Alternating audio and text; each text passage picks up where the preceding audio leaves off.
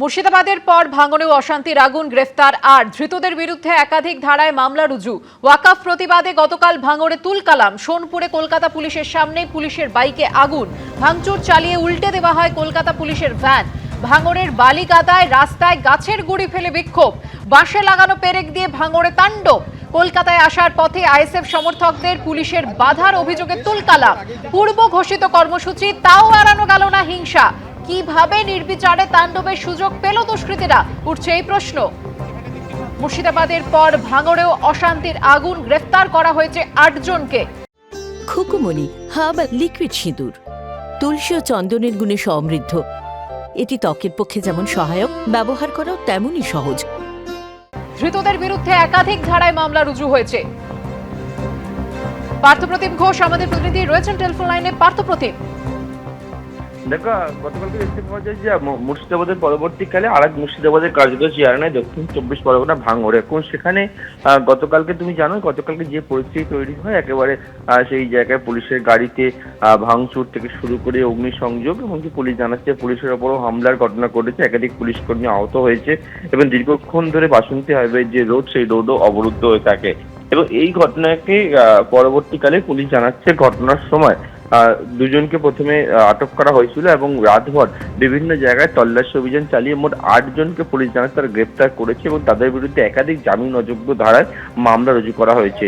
গতকাল ওয়াকফ সংশোধনী বিলের প্রতিবাদ এবং সেখানে আইএসএফ কর্মী সমর্থকরা তারা কলকাতার উদ্দেশ্যে রওনা হওয়া আসছিল এবং সেক্ষেত্রে পুলিশ যখন তাদেরকে আটকায় এবং তারপরই পরিস্থিতি কিন্তু বদল লক্ষ্য করা যায়। এবং প্রথমে বাসন্তী হাইওয়ে সেখানে অবরোধ করেন আইএসএফ এর কর্মী সমর্থকরা এবং এর পরবর্তীকালে পুলিশ যখন সেই অবরোধ হটাতে যায়, তারপরে কিছুক্ষণের মধ্যে সেই অবরোধ সরে গিয়ে দেখা যায় সোনপুর বাজার ভাঙড়ে সেখানে রণক্ষেত্রের চেয়ার নেয় এবং পুলিশের একের পর এক মোটর বাইকে আগুন লাগিয়ে দেওয়া হয়। পুলিশের যে ভ্যান রয়েছে সেই ভ্যান সম্পূর্ণ উল্টে দিয়ে তাতেও অগ্নিসংযোগের চেষ্টা পর্যন্ত করা হয়। তবে পুলিশ জানাচ্ছে গোটা ঘটনার পিছনে কোনো পরিকল্পনা রয়েছিল বলে তারা মনে করছে, কারণ এবং সেই মতোই যাদেরকে ইতিমধ্যে গ্রেপ্তার করে তাদেরকে জিজ্ঞাসাবাদ করা হচ্ছে এবং বাকিদের খোঁজও কিন্তু তল্লাশি অভিযান চালানো হচ্ছে।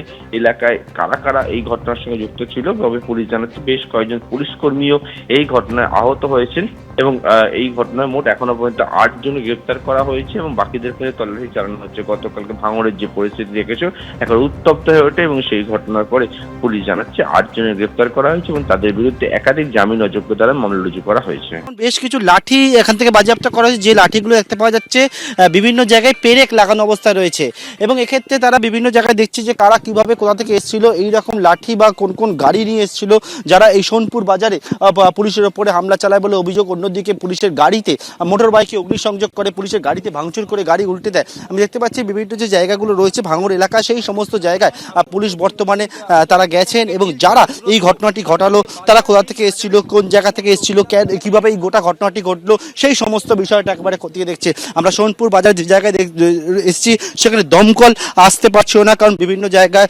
রাস্তায় অবরুদ্ধ অবস্থায় ছিল। দমকলের গাড়ি বেশ কিছুটা পরে এসছে এবং পুলিশের যে ভ্যান, সেই ভ্যান এখানে সম্পূর্ণভাবে উল্টে দেওয়া হয়েছিল, তাতেও অগ্নিসংযোগের চেষ্টা করা হয় বলে বলা হচ্ছিল।